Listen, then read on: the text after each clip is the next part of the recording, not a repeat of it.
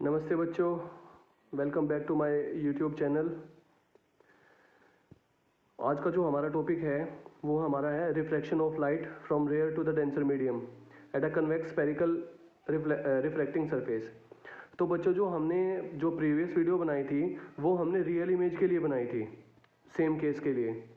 अब जो हम वीडियो बनाने जा रहे हैं वो हम वर्चुअल इमेज के लिए बनाने जा रहे हैं। ठीक है, तो क्या होगा अगर हमारा जो रिफ्रैक्टिंग सरफेस होगा वो हमारा कन्वेक्स मिरर होगा। ठीक है, तो हमने सपोज कर लिया कि ये हमारा क्या है, ये हमारा कन्वेक्स मिरर है। ओके, ये हमारा क्या है, ये हमारा कन्वेक्स मिरर है। और ये हमारी क्या है, ये हमारी लाइन है। कौन सी लाइन है, ये हमारा प्रिंसिपल एक्सिस है। ठीक है, तो जो हमारी वर्चुअल इमेज बनेगी वो कब बनेगी? वर्चुअल इमेज हमेशा बनेगी जब हमारा कोई भी ऑब्जेक्ट है वो जो हमारा पोल है, पोल के बिल्कुल क्लोज रखा हुआ है। जो हमारा प्रिंसिपल फोकस है, प्रिंसिपल फोकस से पोल के बीच में जब हमारा कोई भी ऑब्जेक्ट रखा जाएगा ना, तो उस कंडीशन में हमारी वर्चुअल इमेज बनेगी। ठीक है, तो हमने सपोज कर लिया कि यहाँ पे हमारा कोई पॉइंट है, यहाँ पे हमारा कोई ऑब्जेक्ट रखा हुआ है। ठीक है, तो यहाँ पे हमारा कोई ऑब्जेक्ट रखा हुआ है, तो जैसे ही हमारी कोई रे ऑफ लाइट है यहाँ से जाएगी ऐसे, तो वो सरफेस से टकराएगी और टकराने के बाद क्या होगा, ये हल्की सी बैंड हो जाएगी। ठीक है, हमारी जो रे ऑफ लाइट है वो क्या है, वो ऐसे जानी थी ना, बट वो क्या हो जाएगी, वो हल्की सी बैंड हो जाएगी और बैंड होने के बाद वो ऐसे निकल जाएगी। क्लियर है? तो एक्चुअल में हमें जो हमारी रे ऑफ लाइट है वो हमें कहाँ से आती हुई दिखाई देगी, वो हमें ऐसे आती हुई दिखाई देगी। ठीक है, तो जो इसका इम्पैक्ट पड़ेगा वो इस पॉइंट के ऊपर इसका इम्पैक्ट पड़ेगा। तो यहाँ पे हमने ऑब्जेक्ट को रखा हुआ है, तो यहाँ पे हमने ऑब्जेक्ट को रखा हुआ है, तो ये हमारा क्या हो जाएगा, ओ पॉइंट हो जाएगा।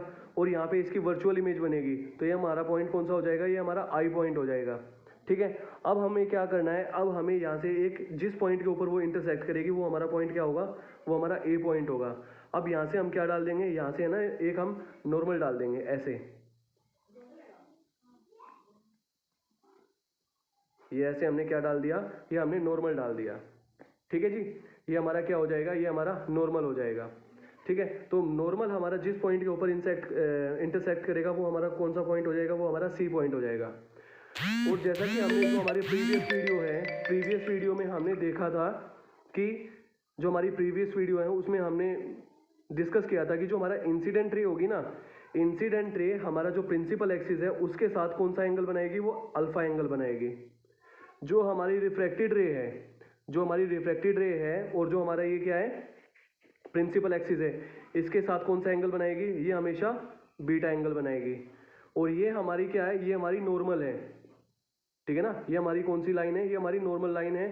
तो ये हमेशा कौन सा एंगल बनाएगी, जो हमारा प्रिंसिपल एक्सिस है, प्रिंसिपल एक्सिस के साथ हमेशा कौन सा एंगल बनाएगी, वो एंगल गामा बनाएगी। क्लियर है बच्चों अभी तक? तो ये हमारी क्या है, ये हमारी नॉर्मल है। क्या हमारी ये नॉर्मल है, और ये हमारी क्या है, इंसिडेंट रे है। तो इंसिडेंट रे और जो नॉर्मल है उसके बीच में जो हमारा एंगल बनेगा वो कौन सा बनेगा, एंगल ऑफ इंसिडेंस। कौन सा बनेगा, यहाँ पे हमारा एंगल ऑफ इंसिडेंस बनेगा। क्लियर है बच्चों? और जो हमारी रिफ्रैक्टेड रे है और जो हमारा नॉर्मल है उसके बीच में कौन सा एंगल बनेगा, एंगल ऑफ, कौन सा बनेगा, ये हमारा एंगल ऑफ रिफ्रैक्शन।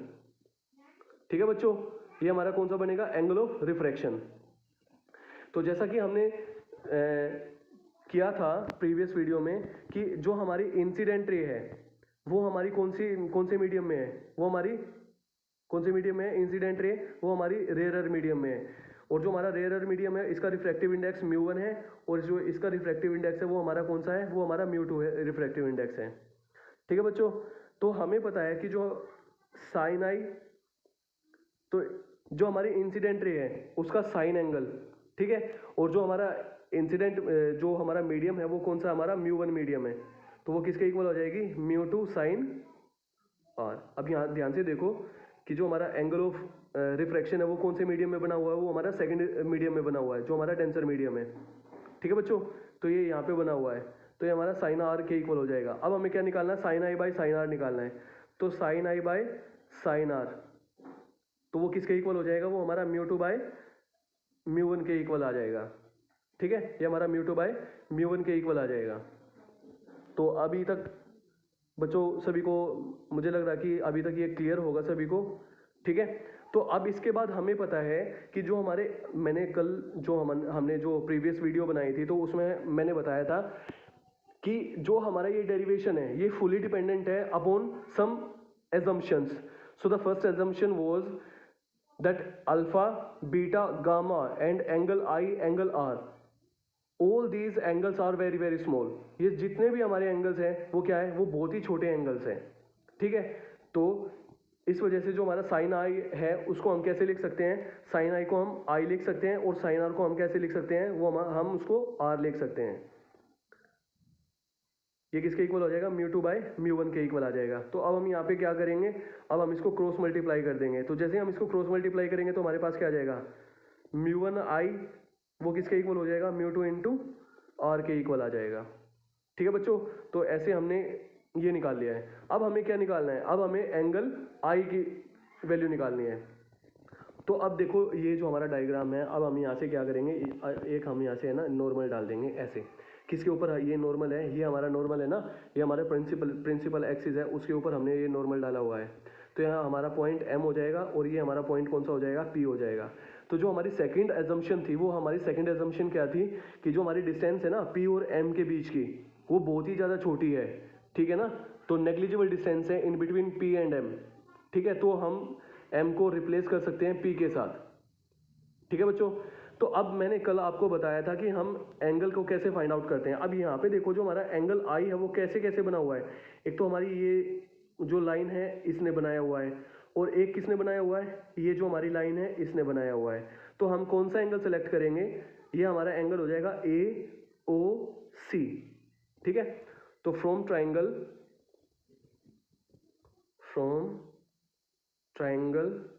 ए ओ सी, जो हमारी ए ओ सी ट्राइंगल है उसके अकॉर्डिंग जो हमारा एंगल आई है वो किसके इक्वल हो जाएगा, एंगल आई हमारा इक्वल हो जाएगा, किसके इक्वल हो जाएगा ये। अब देखो ये हमारा एक्सटर्नल एंगल है, इस वाली जो हमारी ये जो हमने ट्राइंगल को सिलेक्ट किया था, ये जो हमने ट्राइंगल सिलेक्ट किए हैं, इस वाली ट्राइंगल में जो हमारा एंगल आई है वो क्या है, हमारा एक्सटर्नल एंगल है ना। और हमने कल डिस्कस किया था कि जो हमारा एक्सटर्नल एंगल होता है वो किसके इक्वल होता है, सम ऑफ इंटरनल अपोजिट एंगल्स। सो तो हमारे इंटरनल अपोजिट एंगल्स कौन से हैं, एक तो हमारा अल्फा है और दूसरा हमारा गामा है। तो जो हमारा एंगल आई है वो किसके इक्वल हो जाएगा, अल्फा प्लस गामा के इक्वल हो जाएगा, ठीक है। अब ऐसे ही हमने एंगल आर निकालना है। अब यहाँ पे देखो जो हमारा एंगल आर है वो कौन सी लाइंस ने बनाया हुआ है, एक तो हमारी ये जो लाइन है इसने बनाया हुआ है, एक ये है। तो जो हमारी ये लाइन है ये कौन सी हमारी, ये है हमारी आई ए सी, ठीक है। तो फ्रॉम ट्राइंगल ए आई सी, ठीक है। अब ए आई सी है, इसमें जो हमारा एंगल आर है वो भी हमारा क्या है, वो भी हमारा एक्सटर्नल एंगल है ना, ठीक है। और जो हमारा एक्सटर्नल एंगल होता है वो किसके इक्वल होगा, वो किसके इक्वल होगा, जो हमारा एंगल एक्सटर्नल एंगल है आर है वो किसके इक्वल होगा, ये गामा प्लस बीटा के इक्वल होगा। तो जो हमारा एंगल आर है वो किसके इक्वल हो जाएगा, गामा प्लस बीटा के इक्वल हो जाएगा, ठीक है बच्चों। तो हमारे पास यहाँ पे एंगल आई की भी वैल्यू आ जाएगी और एंगल आर की भी वैल्यू आ जाएगी। अब हमें क्या करना है, अब हमें फाइंड आउट करना है कि अल्फा बीटा और गामा की वैल्यू कैलकुलेट करनी है। तो जैसे मैंने प्रीवियस वीडियो में आप लोगों को बताया था कि अल्फा बीटा और गामा हम कैसे कैलकुलेट करते हैं। अब देखो हम अल्फा एंगल को कैलकुलेट करेंगे तो कैसे करेंगे, from triangle A M O, तो from triangle A M O, जो हमारा ट्राइंगल ए एम ओ है ये वाला, ये जो हमारा ट्राइंगल है ये हमारा ए है, ये हमारा एम है और ये हमारा ओ है और ये एंगल हमारा अल्फा है। तो जो हमारी ये वाली जो ट्राइंगल है ना इसमें हमारा जो टेन अल्फा है वो किसके इक्वल हो जाएगा, परपेंडिकुलर अपॉन बेस के इक्वल हो जाएगा। तो यहाँ पे परपेंडिकुलर कितना हमारा ए एम और जो बेस है वो कितना हमारा ओ एम है। और मैंने आपको कल बताया था कि जो हमारा एंगल अल्फा है वो बहुत ही छोटा है, तो जो टेन अल्फा है टेन अल्फा को हम अल्फा भी लिख सकते हैं। तो जो हमारा अल्फा है उसकी वैल्यू किसके इक्वल आ जाएगी, A M upon O M के इक्वल आ जाएगी, ठीक है। तो हमने अल्फा की वैल्यू निकाल ली है। अब हमें क्या निकालना है, अब हमें बीटा की वैल्यू निकालनी है। तो जो हमारा टेन बीटा है वो हम कैसे कैलकुलेट करेंगे? अब यहाँ पे देखो जो बीटा एंगल बना हुआ है ये यहाँ पे बना हुआ है, तो हम कौन सा ट्राइंगल लेंगे? AMI, फ्रॉम ट्राइंगल AMI, जो हमारा AMI ट्राइंगल है ना, यहाँ से हम क्या करेंगे? यहाँ से हम इसकी वैल्यू निकाल लेंगे। तो जो हमारा टेन बीटा है वो किसके इक्वल आ जाएगा? परपेंडिकुलर। तो परपेंडिकुलर कौन सा? हमारा AM, और बेस कौन सा? हमारा MI। तो ये किसके इक्वल आ जाएगा? AM अपॉन MI के इक्वल आ जाएगा। ठीक है। और हमें बताया कि जो हमारा बीटा एंगल है वो बहुत ही छोटा है, तो हम टेन बीटा को हम कैसे लिख सकते हैं? ऐसे लिख सकते हैं। तो जो हमारा बीटा वो किसके इक्वल आ जाएगा? AM अपॉन MI के इक्वल आ जाएगा। ठीक है बच्चों, अब हमें क्या फाइंड आउट करना है? अब हमें गामा की भी वैल्यू कैलकुलेट करनी है। अब देखो यहाँ पे गामा कहाँ पे बना हुआ है? ये हमारा गामा एंगल है, तो गामा एंगल हमारा यहाँ पे बना हुआ है, तो हम कौन सी ट्राइंगल लेंगे? फ्रॉम ट्राइंगल AMC, ये हमारी ट्राइंगल है AMC। तो जो हमारी AMC ट्राइंगल है ये वाली AMC, तो यहाँ पे क्या है? यहाँ पे जो हमारा 10 गामा है वो किसके इक्वल हो जाएगा? परपेंडिकुलर। परपेंडिकुलर कितना अपना? AM अपॉन बेस कितना हमारा? MC हमारा क्या है? बेस है। अब हमें पता है कि जो हमारा 10 गामा है वो क्या है? वो हमारा छोटा एंगल है, तो हमारा जो गामा है वो किसके इक्वल हो जाएगा? AM अपॉन MC के इक्वल आ जाएगा। तो बच्चों यहाँ से आप क्लियरली देख सकते हो हमारे पास अल्फा बीटा गामा की वैल्यू आ चुकी है, एंगल I एंगल R की वैल्यू आ चुकी है। तो अब हम क्या करेंगे? एंगल I और एंगल R की वैल्यू कहाँ पे पुट कर देंगे? इस वाली इक्वेशन में पुट कर देंगे। ठीक है, ये let us suppose that it is first equation we have.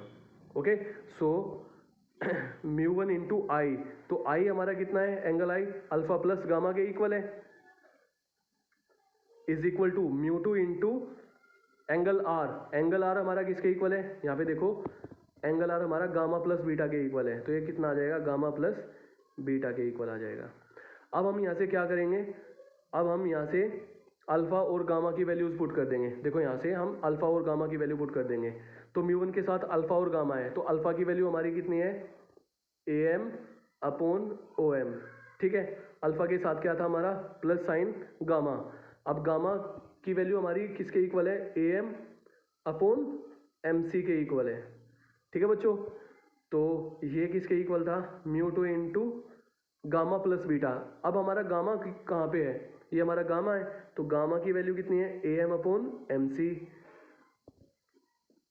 Plus beta. Beta की वैल्यू यहाँ पे कितनी है? AM upon MI, AM upon MI।